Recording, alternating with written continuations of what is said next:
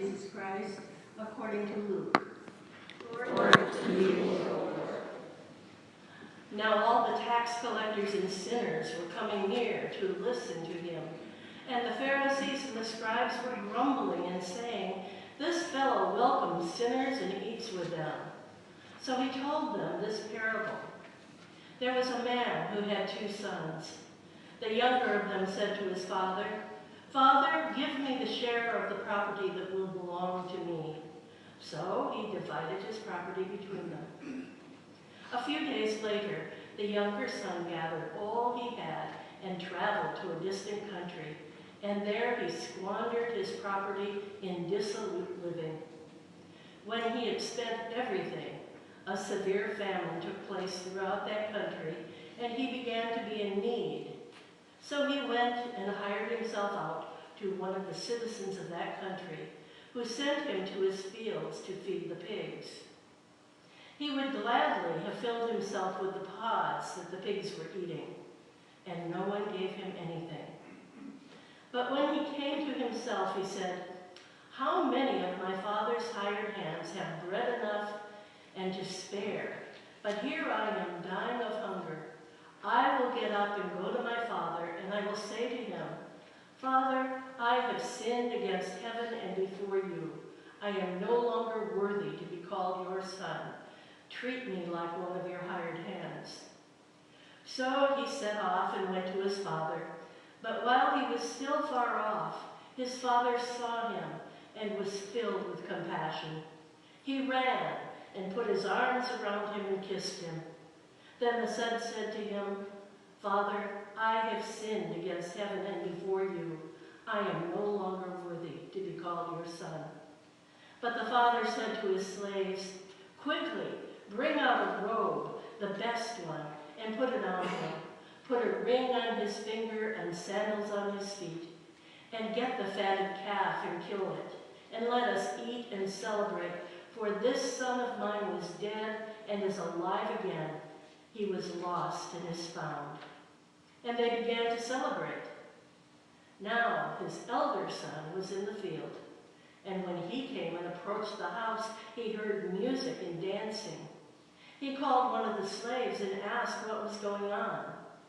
He replied, 'Your brother has come, and your father has killed the fatted calf, because he has got him back safe and sound.' Then he became angry and refused to go in. His father came out and began to plead with him. But he answered his father, 'Listen, for all these years I have been working like a slave for you, and I have never disobeyed your command. Yet you have never given me even a young goat, so that I might celebrate with my friends. But when this son of yours came back, who has devoured your property with prostitutes, you killed the fatted calf for him.' Then the father said to him, 'Son, you are always with me, and all that is mine is yours. But we had to celebrate and rejoice, because this brother of yours was dead and has come to life. He was lost and has been found.'" The Gospel of the Lord. Praise to you, O Christ.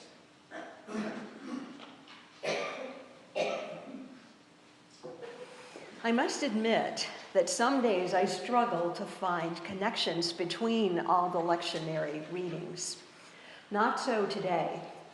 In Joshua, we hear that God removed the disgrace of Egypt, their experience of disrespect, mistreatment, oppression, and abuse the people of Israel experienced before they left Egypt. It included the removal of disgrace that resulted from the disobedience and idolatrous behavior of the people as they traveled through the wilderness. It's all about forgiveness. The psalmist reminds us of the emptiness we can experience when we turn away from God and the transforming power of his grace and forgiveness.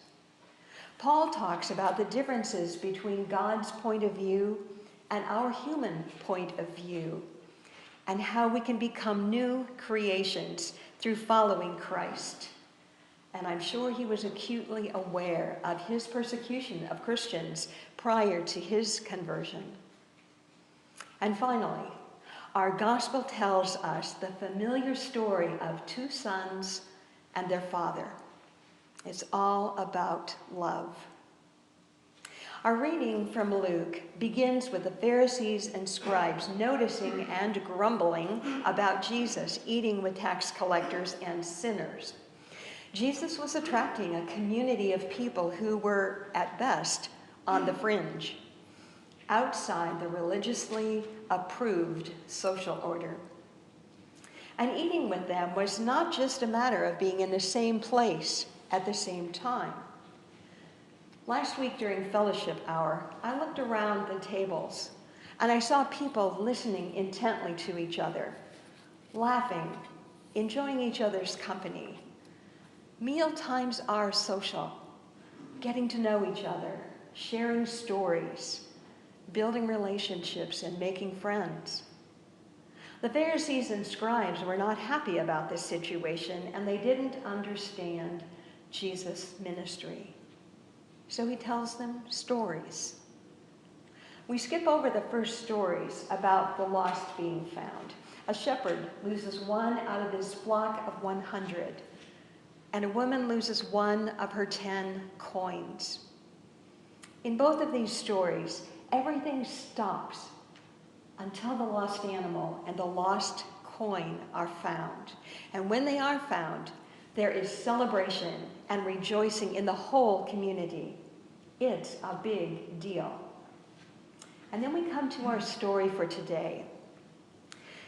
Now, like many of you, I've heard the story of the prodigal son since I was a little girl. The word prodigal is one of those words I think I understand, but I decided to check the dictionary as I started to work on this parable. Merriam-Webster defines prodigal as first, one who spends or gives lavishly and foolishly. And second, one who's returned after an absence. The synonyms for this word are profuse, pouring out without restraint, and lavish, unstinted and unmeasured profusion. Perhaps it would be just as accurate to call this story the prodigal father and two sons. Now, when the younger son asked for his share of the inheritance, it was like declaring that his father was dead. The request dishonored his father and broke family solidarity. Dividing property endangered the family's future. The father still had a right to that income from that money, but apparently did not require it. It was a rejection of home and a break from the traditions of the community. Some writers describe him as impetuous, careless, demanding, and selfish. The younger son lost everything: the money, his friends, his reputation, and self-respect, any inner peace or joy that he might have had. And while our reading today is long, the story is not finished. It leaves us with a lot of questions.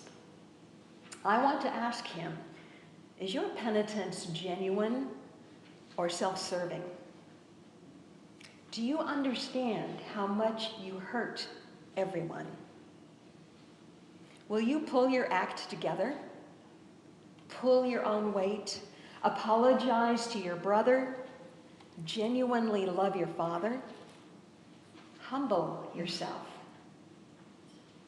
Was your rehearsed speech a way to manipulate your father? Did you see him as a pushover? Now, before we enjoy being judgmental much longer, we need to realize we are the younger brother when we search for unconditional love where it cannot be found. When our decisions are misguided and based on self-interest, or when we believe our visions and values override others. Perhaps we need to ask ourselves if we learn from our mistakes, if our apologies are sincere, and if we actually amend our ways. Now, the older son is a lesson in the difference between outer behavior and inner beliefs and attitudes.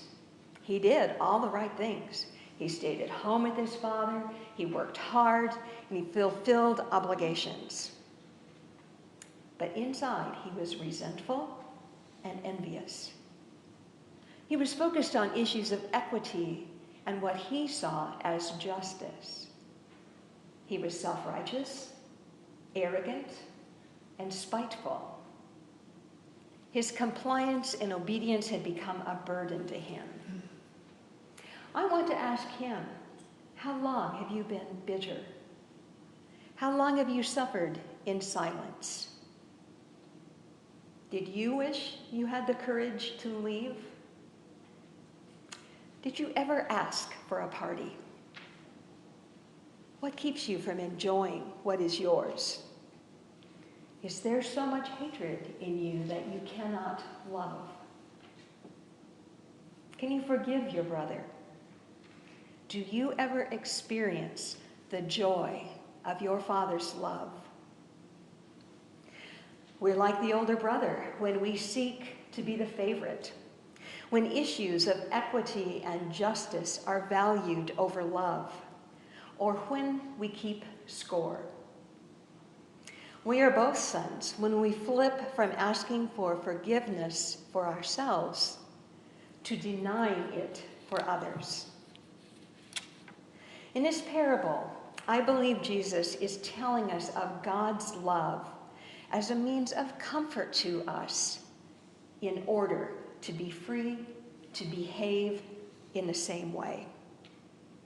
A means of comfort for us in order to be free to behave like God. We are like the sons, but we need to grow up and become like the Father. In this story, the Father demonstrates generosity as a reflex response. His rules are not logical by human standards. They can seem unfair, and they do not consider what we think is deserved. The power of money is disregarded in favor of the love of family. There is no tough love or teachable moment in his response. He interrupts his son's planned speech and doesn't care if he's sincere. He just cares that he came home. It's like he wants to save him from further humiliation. Now, the father engages in what his culture would have seen as motherly behavior, running out to greet his son, embracing him and kissing him without thoughts of his unclean state. He doesn't seem at all concerned about what the neighbors might think. And when he becomes aware of his older son waiting outside, he goes to him, inviting him to join the celebration, reminding him that all the Father has belongs to him. And throughout his older son's angry response, he maintains a peaceful and loving response back. He does not criticize him. He does not compare the sons. And he allows his older son the freedom to make up his own mind. While there's a part of these two siblings in each of us, Jesus calls us to become more like the Father, to become people who deeply forgive and with great love, to rejoice in those working to return to God. The God of compassion joyously welcomes sinners into his house. If God forgives sinners, and we who have faith in God should do the same. If God is compassionate, we should be as well. When we belong to God, who loves us without conditions, we can work towards living as he does. Jesus is the model for our becoming like the Father. The story may not be finished, but God's love does not depend on it being complete. As I've been thinking about this parable, I've been reminded about a practice in the way of love. It's the first practice, to turn. It means to pause, listen, and choose to follow Jesus. We reorient ourselves to Jesus. Turning is included in daily practices, suggesting that we need to turn on a regular basis. It's one thing to want to love as God loves. It's another to do it consistently. Turning is a decision to commit to a relationship with God. And as with any relationship, it is a commitment to invest time and energy in getting to know the other. We remember that in Joshua's day, God removed the disgrace of the Israelites as they entered the promised land. The psalmist and Paul expressed their experience of turning to God, experiencing forgiveness, and turning their lives around. May we remember that, like our story today, as we turn towards God, He is running out to greet us, to forgive us, and to love us as we are. And that is indeed good news. Amen.